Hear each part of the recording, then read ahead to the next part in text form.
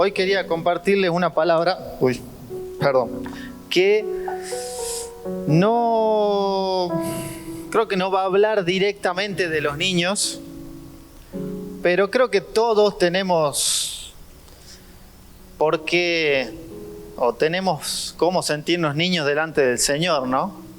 Porque delante del Señor no hay nadie que pueda sentirse orgulloso, enorgullecerse, sino que todos somos como niños. ¿Y qué hacen los niños? A ver, alguien que me diga qué hacen los niños normalmente. Empieza con M, la palabra que quiero usar. Macanas. Esa es la palabra que quería usar. Los niños, por lo general, hacen macanas. Yo tengo dos chiquititos, que eran los que estaban dando vueltas, y el más chiquito tiene 1 año y 3 meses y le encanta hacer macanas, ¿no? Uno se descuida un segundo y ya está, se subió así en 1 segundo a la silla, pasa 1 segundo más y ya se subió a la mesa y ya está viendo qué vaso va a tirar, qué adorno va a tirar, qué va a hacer, qué se va a comer. Y bueno, y así uno dice que no, a los chicos tan chiquitos no hay que darle azúcar. Yo un día me lo encontré ahí arriba de la mesa comiéndose una bolsa de gomitas así, toda la cara con azúcar. Bueno, ¿qué va a hacer? Bueno, son las macanas que hacen los niños. ¿Y qué hacemos los niños si nos ponemos en ese papel de que frente al Señor somos niños nosotros? ¿No? Somos niños, somos ovejas de su prado, dice la palabra también. Y el primer versículo que quiero compartir hoy está en el Salmo, capítulo 100, versículo 5.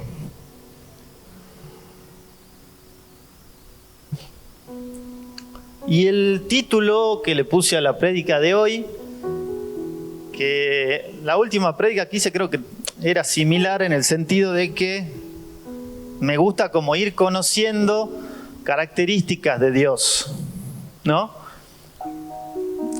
Y una característica que si yo le pregunto, ¿cómo es Dios? ¿Qué me van a contestar? Bueno, ¿no? Y dice ahí, porque Jehová es bueno, para siempre su misericordia y su verdad por todas las generaciones. Amén. Amén. Y el título, como les decía, para la prédica de hoy, es Dios es bueno. Y no termina ahí, es bueno y es justo. ¿Amén? ¿Le parece a usted que Dios es justo? ¿Le parece que encuadra como otra característica de Dios? Bueno, el título es ese, que Dios es bueno y es justo. Y vamos a ver por qué se relacionan estas dos características. Porque estas dos características se relacionan. Que Dios es bueno y que Dios es justo. Este versículo decía que Dios es bueno y que para siempre es su misericordia. En Romanos 3:26, vamos a ver ahora la otra característica reflejada en la palabra de Dios. Que en Romanos 3:26 dice, ya vamos a volver a este versículo, ¿no? Pero leamos lo que quiero manifestar ahora, que dice, con la mira de manifestar en este tiempo su justicia, a fin de que Él sea el justo. Amén. Y dice algo más, y el que justifica al que es de la fe de Jesús. Y en Deuteronomio, capítulo 32, verso 4, dice, Él es la roca cuya obra es perfecta porque todos sus caminos son rectitud. Dios de verdad y sin ninguna iniquidad en Él es justo y recto. Amén. Bien. Entonces, ¿podemos concluir en que Dios es bueno y Dios es justo? Amén. Vamos ahora a ir desde más atrás y vamos a llegar de vuelta a esa afirmación de que Dios es bueno y es justo. La palabra dice, ¿no?, que Dios es justo. Y la palabra también dice que nosotros, ¿no?, no somos justos y que nosotros, los hombres, ¿no? Hombres y mujeres, no somos justos. La palabra dice que no hay justo, ¿no? No hay justo ni aun uno, no hay quien busque a Dios, dice la palabra. Todos se desviaron, no hay quien haga lo bueno. No, eso dicen en Romanos, en la carta de Pablo a los Romanos. Sepulcro abierto es su garganta, con su lengua engañan. Y Pablo dice, defenestra básicamente al hombre, ¿no? Al ser humano, diciendo que el ser humano es cualquier cosa menos justo, o cualquier cosa menos bueno. Es totalmente opuesto a Dios. Su boca está llena de maldición y de amargura, dice Romanos 3:14. Sus pies se apresuran para derramar sangre, quebranto y desventura hay en sus caminos, y no conocieron camino de paz. No hay temor de Dios delante de sus ojos, ¿no? Y eso lo dice acá la palabra, y después habla de la ley, ¿no? Y acá lo que les quiero compartir es que la ley, ¿no? O la ley, digamos, que está acá en la Biblia, fue creada básicamente, ¿no? Porque este fue el motivo por el que Dios le dio a Moisés la ley. Dios le dio a Moisés la ley no para que los judíos, porque los judíos tomaron mal el camino y dijeron vamos a cumplir esto a rajatabla y el que no cumpla es malo, es digamos, no es bueno delante de Dios, ¿no? Y ellos se encargaban de juzgar. Y para ellos el objetivo de la ley era ese, cumplirla, porque si no, y ellos hasta incluso hacían lo imposible, hasta incluso fingían cumplir la ley, ¿no? Los fariseos muchas veces fingían cumplir la ley, fingían ser buenos delante de todos, se paraban en las calles y oraban y decían, gracias Señor, porque no soy pecador como todos los que están acá a la vuelta, ¿no? Imagínense, eso está plasmado en los evangelios. Y dice que Jesús les decía, ustedes son como tumbas, como sepulcros adornados, le llamemos, ¿no? Porque un sepulcro adornado, me imagino, en un mausoleo, ¿no? ¿Vieron? Está bien bonito, bien lustrado, tiene adornos, tiene placa, tiene todo. Por fuera está muy bonito, pero por dentro hay un cuerpo muerto, hay un cuerpo en descomposición. Y Jesús le dijo, ustedes son eso. Por fuera la gente los ve y parece que son todos buenos, todos justos, pero por dentro están podridos. Y muchas veces yo pensaba en esta palabra y muchas veces nos pasa a nosotros lo mismo, ¿no? Que hasta a veces tratamos de fingir que somos buenos, que estamos bien. Y en realidad estamos pasando cosas difíciles, estamos luchando con algún pecado.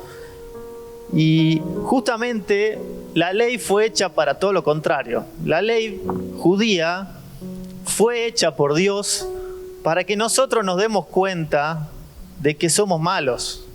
La ley fue hecha para que uno vea todo lo que había que cumplir y diga, no tengo manera de agradarle a Dios.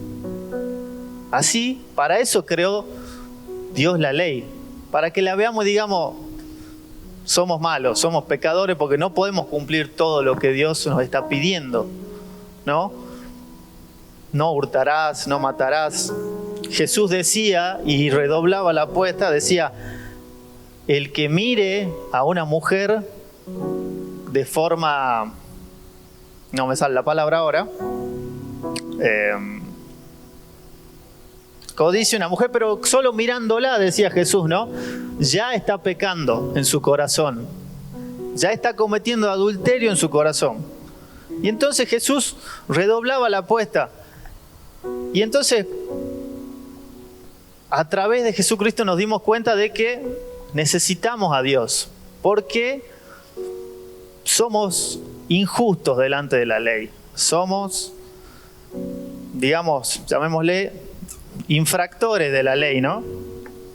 Y hay un versículo que, si no me equivoco, es Romanos capítulo 6, verso 23, que dice algo muy complejo, muy difícil de leer, la primera parte por lo menos, porque Romanos 6, 23 dice: porque la paga del pecado es muerte, mas la dádiva de Dios es vida eterna en Cristo Jesús, Señor nuestro.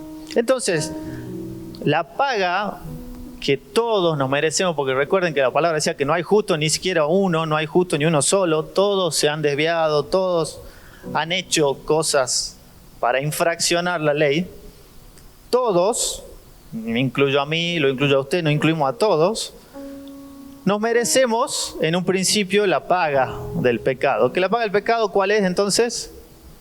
La muerte. Y no habla de la muerte, bueno, me muero, sino que habla de la muerte eterna. La muerte eterna, que es básicamente pasar la eternidad, que va a ser mucho más larga que la vida que tenemos ahora, lejos de Dios. Eso va a ser la muerte eterna, es pasar nuestra eternidad lejos de Dios. Y esa es la paga, dice la palabra, por el pecado. Entonces, pregunto, si Dios es justo, ¿qué nos merecemos nosotros? ¿Eso? ¿Nos merecemos esa muerte eterna? Amén. Yo estaba esperando un amén fuerte, pero me imagino, era un amén despacito, ¿no? Pero nos merecemos todos ese final. Porque si Dios es justo, ese es nuestro destino. Y entonces, acá es donde les digo que se relaciona que Dios es justo y que Dios es bueno. Pero muchas veces, por ahí el que quiere meterle un palo en la rueda al cristiano le pregunta: sí, ¿por qué se enferma la gente? ¿Por qué hay guerra? ¿Por qué pasan cosas horribles que pasan, no?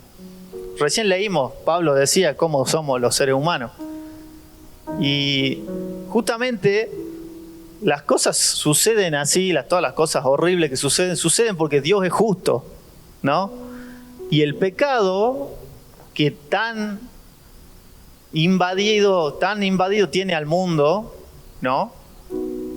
El pecado provoca todas esas consecuencias que vemos hoy en día, ¿no? Todo eso se da a causa del pecado, a causa de lo que decía Pablo, todos se desviaron, ¿no? No hay temor de Dios, decía Pablo. Y bueno, por eso ocurren todas las cosas que ocurren. No ocurren porque, ay, mira, cómo existe Dios y de bueno que es Dios y mira todo lo que pasa. No. Dios es bueno, pero Dios también es justo. Amén. Y entonces, el otro día veía con mi esposa una conversación, ¿no? Entre un pastor americano con un ex militar. Este ex militar había estado en Irak, en Afganistán, ¿no? Ahí en toda esa guerra así, con el arma bajo el brazo, ¿no? Y era una conversación así grabada entre ellos. Y el militar, quizá en su ignorancia, le preguntaba al pastor, a este pastor le decía: te hago una pregunta, ¿por qué tuvo que morir Jesús? ¿No? Porque ellos estaban hablando de Jesús y obviamente con todo lo que el pastor le decía, este hombre, este militar, estaba maravillado con Jesús, estaba diciendo: wow, qué bueno que Jesús es espectacular, ¿no? Y yo pienso lo mismo, ¿usted piensa lo mismo? Jesús no hay nadie más grande que Jesús. Y entonces este militar, en su ignorancia, como le digo, le dice: che, pero como que se había encariñado con Jesús, y le pregunta: ¿pero por qué Jesús tuvo que morir? ¿Por qué Jesús tuvo que sufrir lo que sufrió y ser así azotado, golpeado, escupido, ¿no? Traspasado, crucificado? ¿Por qué tuvo que sufrir tanto y morir? Y ahí el pastor le dijo básicamente esto que yo les dije: porque Dios es bueno y es justo. Y vamos a entrar un poco más en eso. Vamos a volver ahora, vamos a ir a Efesios capítulo 2. Capítulo 2, verso 1. Y acá dice Pablo en la carta a los Efesios, hablando sobre Jesús, dice: Él os dio vida a vosotros cuando estabais muertos en vuestros delitos y pecados. Ok, entonces, acá Pablo está diciendo que Jesús es el que nos quita de nuestro fin, del fin el que tenemos todo, ¿no? Que es la muerte eterna.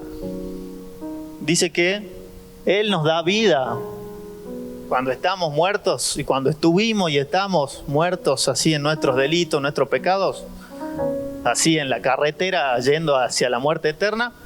Él es el que nos da vida. Amén.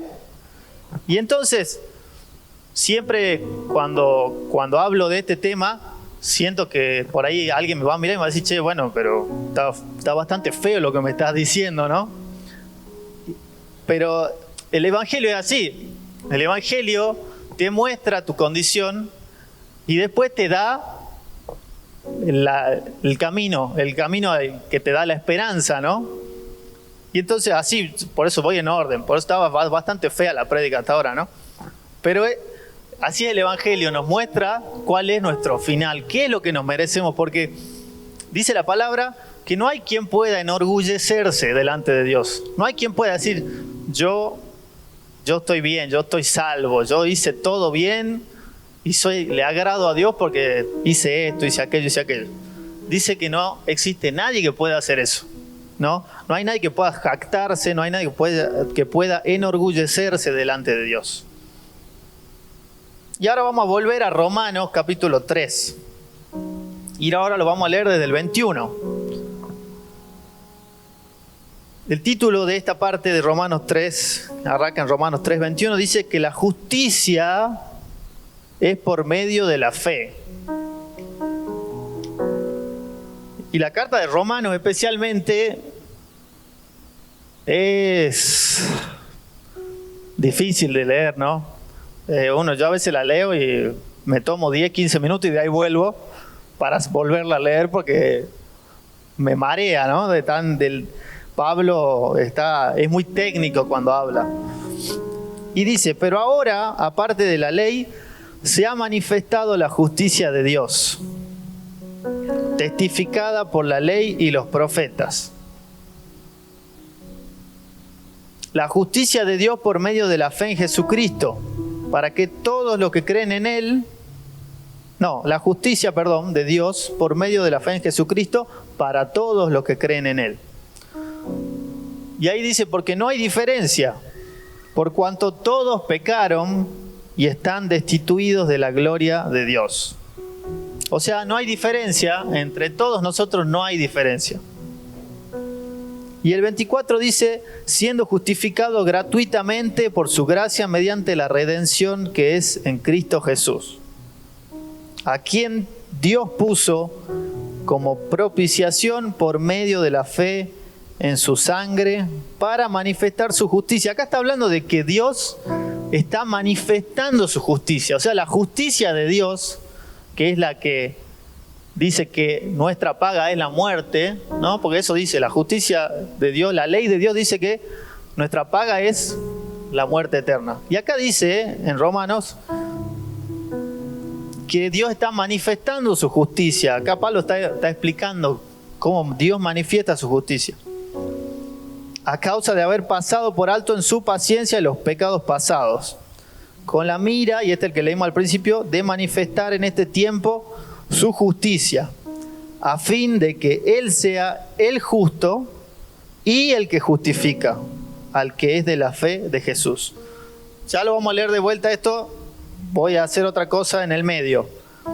Pero quiero que leamos el 26 de vuelta, porque dice que Dios es ¿qué cosa? El justo, que es lo que leímos antes. Y esto es lo importante, lo importante de la prédica de hoy. que Dios es el justo. Amén. Y al lado, ¿qué dice? Que Dios es el que justifica. Dios es el justo y es el que justifica. Ahora le voy a contar una historia, ¿no? Que la vi en esta conversación y me pareció muy buena para ilustrar esto, de que Dios es el justo, pero también es el que justifica. ¿Sí? O sea que Dios es el que aplica la justicia, pero Dios también, por su gracia, es el que nos justifica. Ante esa aplicación de justicia, Él es el que nos justifica. ¿Se entiende o no? Él es el que pone el que actúa de los dos lados, digamos. Y les cuento esta historia. Dice que había un rey, ¿no? No sé, en la época que quieran, lo pongamos así medio medieval si quieren. Y dice que el rey era conocido por todo el pueblo por ser bueno, amoroso y por ser justo, ¿no? Dice que la gente, todos los pobladores decían, sí, nuestro rey es bueno y es justo. Y entonces dice que transcurriendo los días ahí en el reino, en las reservas que había ahí en el castillo, empezaron a faltar cosas. Alguien se empezó a robar cosas, ¿no? De ahí, de las reservas del reino. Y dice que el rey, cuando vio que le habían dicho al rey, se robaron unas cuantas cosas, él apareció y dijo, bueno, cuando descubramos quién es, le vamos a dar 10 azotes. Perfecto. Pasaron las semanas, dice que de vuelta faltaron más cosas, robaron de nuevo ahí en las reservas del castillo.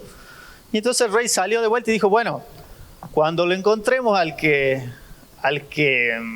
robó, el que está robando, le vamos a dar 20 azotes. Pasó de vuelta otro tiempo, entraron a robar de vuelta, seguían robando, no encontraban quién era, y el rey salió y dijo, bueno, cuando lo encontremos, ya no le vamos a dar 20, ahora le vamos a dar 30 azotes. Y dice que volvieron a robar y dijo, bueno, ya no, ahora le vamos a dar 40 azotes. Y dice que en ese momento 40 azotes significaba la muerte, ¿no? Cuando alguien decía, vos estás sentenciado a 40 azotes, lo más probable era que esa persona muera, ¿no? Era como que estaba sentenciado a muerte, básicamente. Y dice que entonces pasa el tiempo y esa era la sentencia para cuando se descubra quién era el que estaba robando. Y entonces dice que un día aparece la persona que estaba robando, la encuentran, ¿no? ¿Y quién era la persona que estaba robando? Era la hija del rey.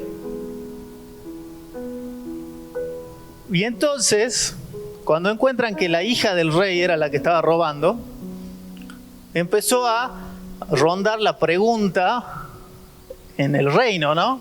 Dijeron, bueno, el rey es bueno, pero también dice que es justo. ¿Qué va a hacer ahora, no? ¿Qué va a hacer con su propia hija? ¿Le va a perdonar la sentencia? No, porque es bueno, es amoroso el rey. ¿Le va a perdonar la sentencia a su hija? ¿O la va a hacer cumplir a su hija la sentencia y va a tener que morir la hija? Porque era una sentencia de muerte, ¿no?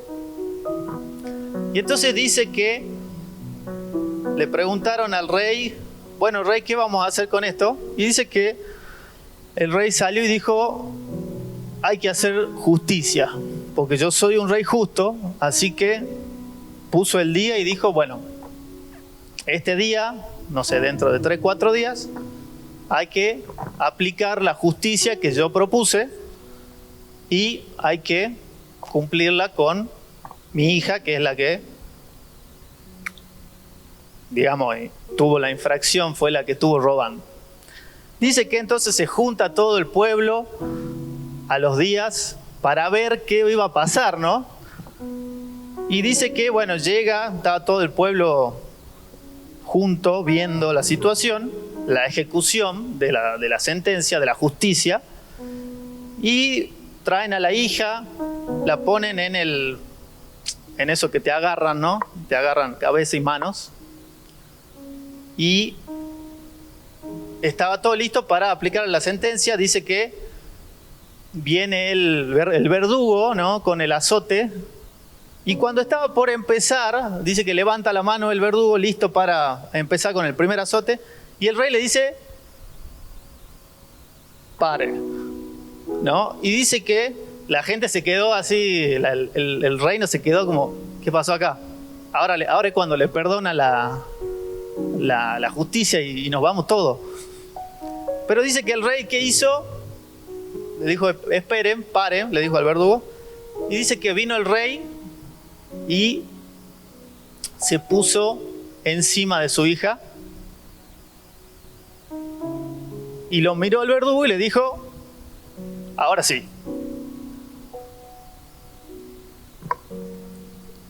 ¿No? Entonces le dijo, ahora sí, arranca.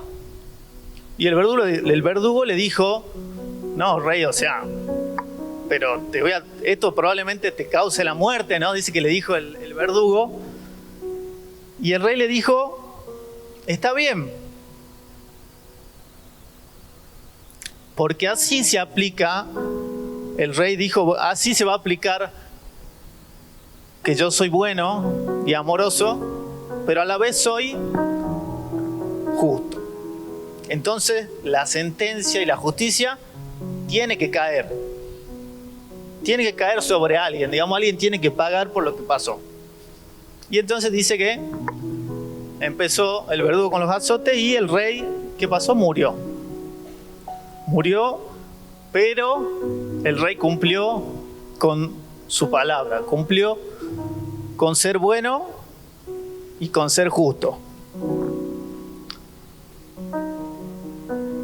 Entonces ahora vuelvo a Romanos 3:26. ¿Por qué creen ahora con esta historia? Creo que se entiende más claro lo que dice acá de que de que Dios es el justo, pero es también ¿qué cosa? El que justifica. Se entiende más claro ahora, ¿no?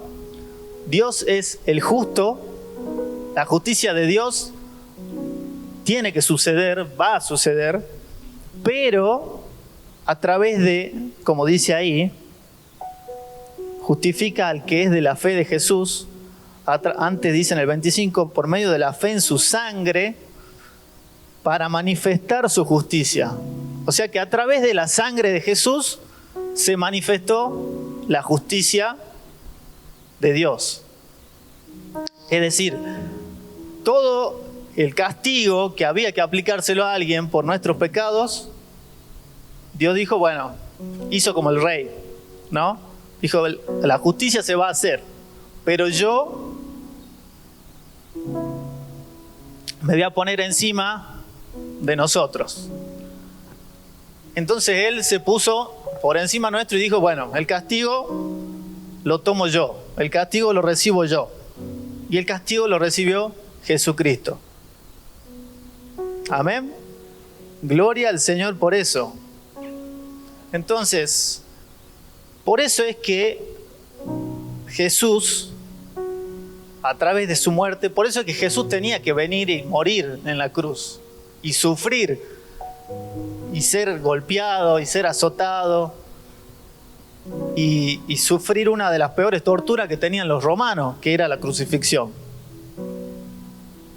Fue para que se cumpla la justicia de Dios y para que podamos ver lo bueno y lo justo que es Dios. Amén. Entonces,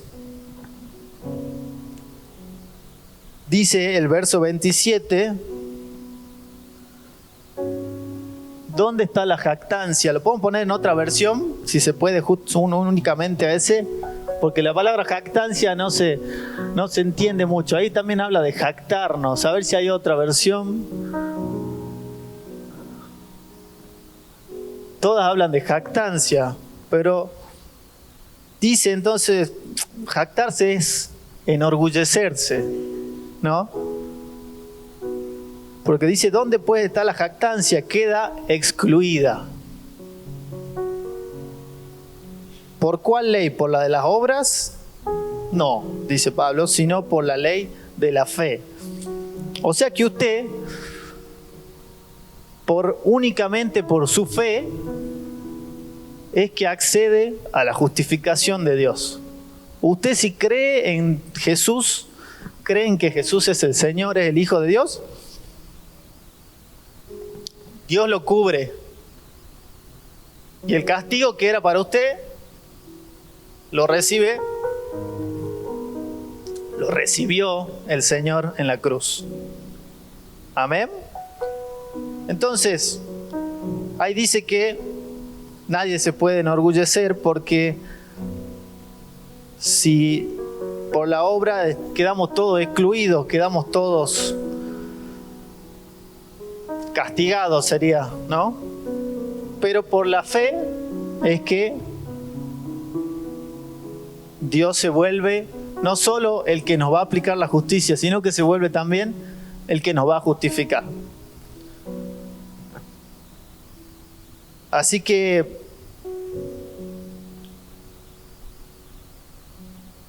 como decía al principio, somos como niños y hacemos muchas macanas, y la ley y todo fue hecho para que nosotros nos demos cuenta de que necesitamos al justificador, ¿no? Lo importante que es nuestra fe. Lo importante que es nuestra fe y tener una relación con el Señor, como decía el pastor, va a traer, a través de la fe, va a traer también las buenas obras, va a traer los buenos cambios, los buenos nuevos hábitos que vamos a tener al que necesita cambiar y el que necesita limar cosas y mejorar cosas. Todo lo bueno viene a través de la fe. Entonces, a través de la fe después van a venir también las buenas obras, ¿no? La palabra dice que un buen árbol da buenos frutos. No puede un árbol bueno dar malos frutos. Amén. Entonces, por medio de la fe va a venir la justificación. Por medio de la justificación va a venir el que nosotros nos demos cuenta de la gracia que tiene el Señor con nosotros, del amor que tiene el Señor con nosotros, y a través de eso va a venir los buenos frutos. Porque ahí, cuando uno se da cuenta de que no necesita, digamos, de que el Señor no lo va a salvar por ser, ay, qué bueno que soy, ahí uno deja de pensar en qué es lo que no tengo que hacer, ¿no? Cuando uno deja de pensar en, ay, yo tengo que ser bueno porque si no Dios me va a castigar, como decían al principio. Cuando uno tiene ese pensamiento, uno está pensando en qué es lo que no tiene que hacer. No tengo que hacer esto, no tengo que hacer esto, no tengo que hacer esto, no tengo que hacer esto. Bien. Pero cuando uno se da cuenta de que es a través de la fe y de que no haciendo esto, no haciendo, va a lograr ser agradable para Dios, ahí es cuando uno deja de pensar en qué es lo que no tengo que hacer y empieza a pensar en positivo, empieza a pensar en qué es lo que tengo que hacer. Y ahí empieza a compartir su fe, ahí empieza a hablar del Señor, ahí empieza a ayudar al que lo necesita, a levantar al que está caído, y todo lo que también nos muestra la palabra que tenemos que hacer como cristianos, ¿sí? Llévese esto también, que el cristiano no es alguien que no tiene que hacer, ¿no? Porque el que me ha pasado de que dicen, no hablan también de las religiones, dicen, no, es que los evangélicos dicen, no podés hacer esto, no podés hacer lo otro, no podés hacer así, no podés hacer así, no podés ver esto, no podés ir a tal, bueno. Pero en realidad es al revés, ¿sí? Los hijos de Dios no vivimos para no hacer cosas. Los hijos de Dios vivimos para hacer cosas. Amén. Nos pongamos de pie.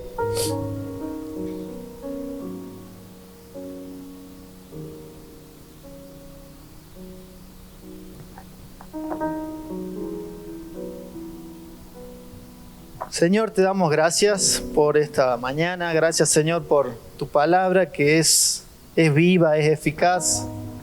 Y si nosotros, Señor, nos tomamos el tiempo para entenderla, nos tomamos el tiempo para descubrirla, dejan de ser solo letras y palabras una al lado de la otra, sino que empiezan a ser, Señor, tu palabra.